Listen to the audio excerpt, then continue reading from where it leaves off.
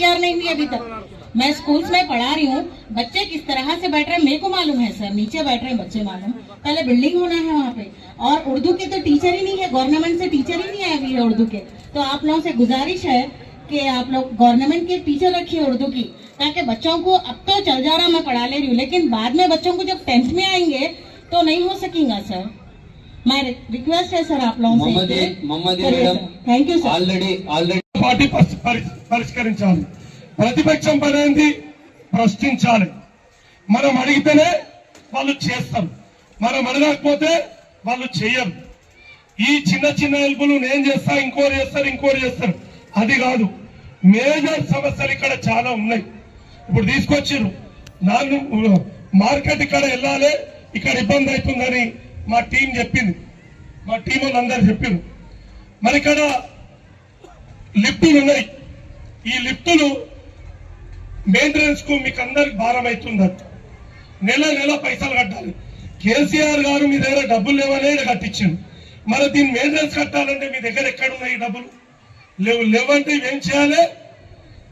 Government దీన్ని దత్తత తీసుకొని ఈ మెయింటెనెన్స్ మొత్తం గవర్నమెంట్ చేయాల్సిన బాధ్యత ఉన్నది. అదే కేసీఆర్ గారు గవర్నమెంట్ వచ్చినుంటే ఇలా మీకు కంటికి రెప్పలెక్క మిమ్మల్ని చూసుకుంటుండే. ఇలా కేసీఆర్ గారు లేని విలువ మనకు కాదు, కేసీఆర్ డబుల్ బెడ్రూమ్ తెల్లాపూర్ కాదు, తెలంగాణ రాష్ట్రానికైనా విలువ తెలుస్తున్నది. అందుకే మనిషి ఉన్నప్పుడు అతని విలువ తెలియదు, మనిషి లేనప్పుడు విలువ తెలుస్తుంది. ఎలా ఎంత ముందు చూపు అంటే ఈ డబుల్ బెడ్రూమ్ ఇచ్చి దీనికి 20 ఎకరాలు అదనంగా ఇచ్చింది. 20 ఎకరాలు అది ఖాళీ జాగా ఎందుకు ఇచ్చింది తెలుసా? మీ అందరికీ ఎన్నో అవసరాలు ఉంటాయి ముందు, ఈ అవసరాలకు మళ్ళా జాగా దొరకదని చెప్పి ఈ జాగా 20 ఎకరాలు ఇచ్చిండు. ఇలా ఇది ఎంత కాస్ట్లీ జాగా? దాదాపుగా 30 కోట్లు 40 కోట్ల రూపాయలు ఒక్క ఎకరా 30-40 కోట్లు ఈడ కొల్లూరులో.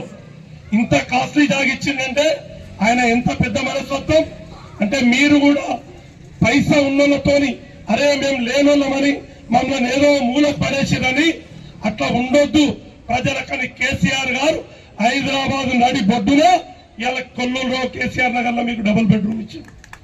అట్లాంటి వ్యక్తికి మనం ఏం చేసినా కూడా రుణం తీసుకోలేం. మేము మీకు చెప్తున్నాం, మా రామలన్న వైస్ చైర్మన్ గారు, మా కౌన్సిలర్ కొన్ని మేము ఫండ్స్ పెట్టినాం.